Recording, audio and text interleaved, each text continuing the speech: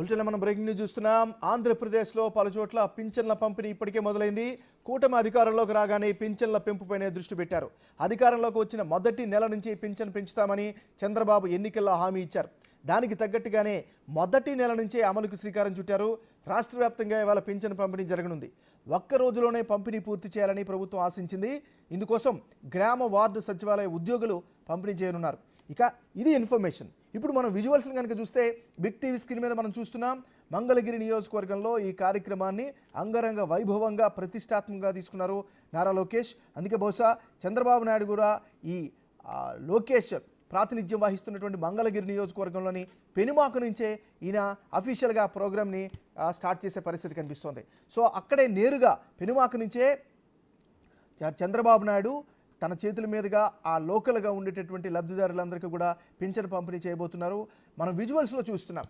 నారా లోకేష్ తన నియోజకవర్గంలో తన అందరితో మమేకమవుతున్నారు, మాట్లాడుతున్నారు. కార్యకర్తలు కావచ్చు, స్థానికులు కావచ్చు, సామాన్యులు కావచ్చు, అందరిని కూడా మాట్లాడుతున్నటువంటి పరిస్థితి కనిపిస్తుంది.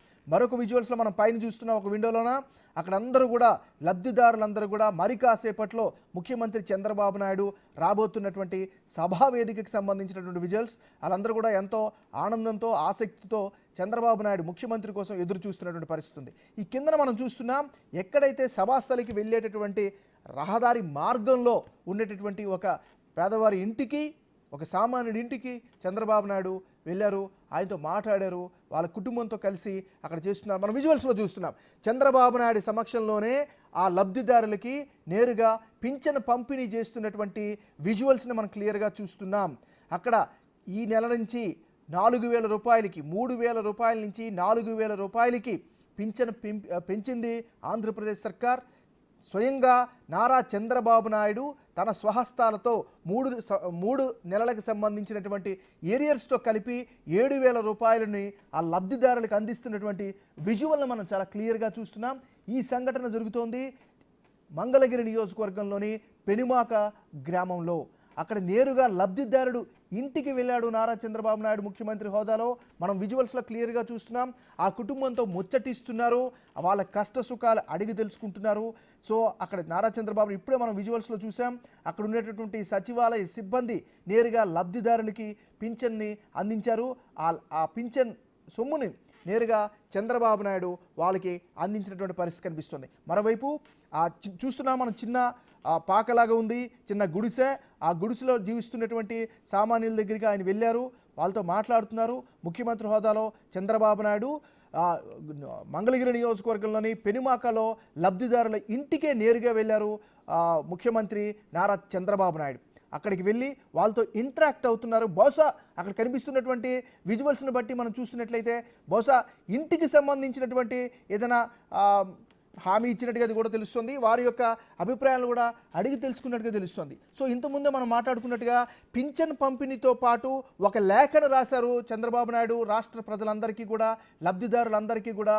బహుశా అందులో నేను ఇచ్చిన మాటను నిలబెట్టుకున్నాం, కూటమి ప్రభుత్వం సర్కార్ ఎన్నికల ముందు ఏదైతే హామీ ఇచ్చిందో ఆ హామీని చెప్పినట్టుగానే ఏప్రిల్ మాసం నుంచే కలిపి ఇస్తున్నాము, మొదటి నెల నుంచే పెంచిన అమౌంట్ని కూడా కలిపి 7,000 రూపాయలు ఇస్తామంటూ కూడా చాలా బలంగా చెప్పింది కూటమి ప్రభుత్వం చంద్రబాబు నాయుడు. సో చెప్పిన దానికి అనుగుణంగానే ఆయన ఈ కార్యక్రమాన్ని ప్రతిష్టాత్మకంగా నిర్వహిస్తున్నారు. మనం చూస్తున్నాం, లబ్ధిదారుల ఇంట్లో నేరుగా లబ్ధిదారులతో మాట్లాడుతున్నారు, వారి యొక్క కష్ట సుఖాలను అడిగి తెలుసుకునే ప్రయత్నం చేస్తున్నారు. ఆ పక్కనే స్థానికంగా ఉండేటటువంటి బహుశా వార్డు సచివాలయ సిబ్బంది అనుకుంటా, వాళ్ళతో పాటు సంబంధిత అధికారులందరూ కూడా అక్కడ ఉన్నారు. ఎక్కడైతే వాళ్ళు ఒక చిన్న గుడిసెలో నివసిస్తున్నారో వాళ్ళ యొక్క కష్ట సుఖాలు నేరుగా అడుగుతున్నటువంటి తెలుస్తుంది కనిపిస్తుంది. ఏం చేయాలో అవన్నీ చేస్తూ ఉంటారు గవర్నమెంట్.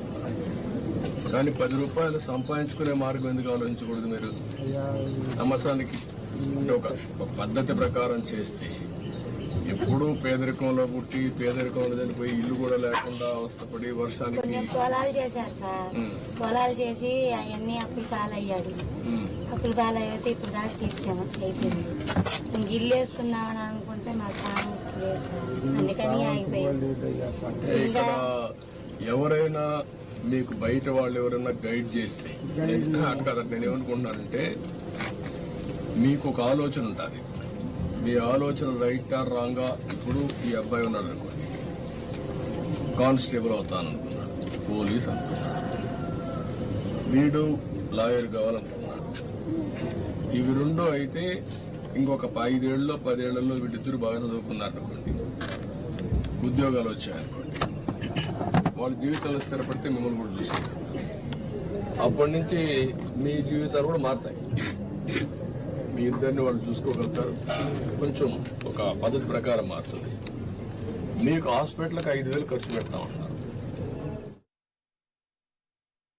కొన్ని మీకు ఇవ్వడానికి నేను కూడా ఆలోచిస్తున్నాను.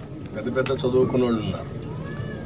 పేదవాళ్ళు పేదరికంలోనే పుట్టి తరతరాలుగా మళ్ళా పేదరికం చనిపోవడం కంటే మీకు కూడా డబ్బులు సంపాదించే మార్గం ఎందుకు చూపారు? మీ ఇంటి పక్క ఆయన ఒక ఆయన ఉన్నారు, పెద్ద ఇల్లు కూడా. మీరు ఇక్కడే ఉన్నారు. వాళ్ళు చిన్నప్పుడు మీ మార్గనే ఉన్నారు, కొంచెం ముందు ఉన్నారు. వాళ్ళు ముందుకు పోతున్నారు, మీరు ఇక్కడే ఉండిపోతున్నారు. ఏంటి కారణం? మీ ఆలోచన విధానం కదా. పొలం చాకరీ చేసి పొలంలో ఇది చేసి అంతలోకి అల్లుడు చనిపోయి ఆ పైన చేసి మీరే కాకుండా మీ కులంలో అందరికీ ఈ బాధలు ఉన్నాయి కదా. అటు ఇటు అందరికీ ఉన్నాయా? అందరికీ ఉన్నాయి కదా. ఈ ఊర్లో రెడ్డిస్ ఉన్నారు, లేకపోతే వేరే ఏ కులాలు ఉన్నారు ఈ ఊర్లో?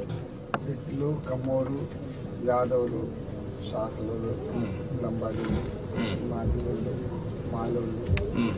ఇప్పుడు రెడ్లు బాగున్నారు కదా, కమ్మోళ్ళు బాగున్నారు కదా, తర్వాత యాదవులు బాగున్నారు కదా. బాగలేని దేవురు మీరే కదా. ఎందుకు? కారణం ఏంటి? కాదమ్మా, మీ ఆలోచన. నేను అందుకే మీలో మార్పు తీసుకురావుతాను. వాళ్ళ మారిగా మీరు ఆలోచించాలి. ఇప్పుడు వాళ్ళు పొలం చేస్తారు, కానీ వాళ్ళకు జీవితంలో ఆస్తులు వచ్చాయి. వాళ్ళ తండ్రి తాతో 1 ఎకరా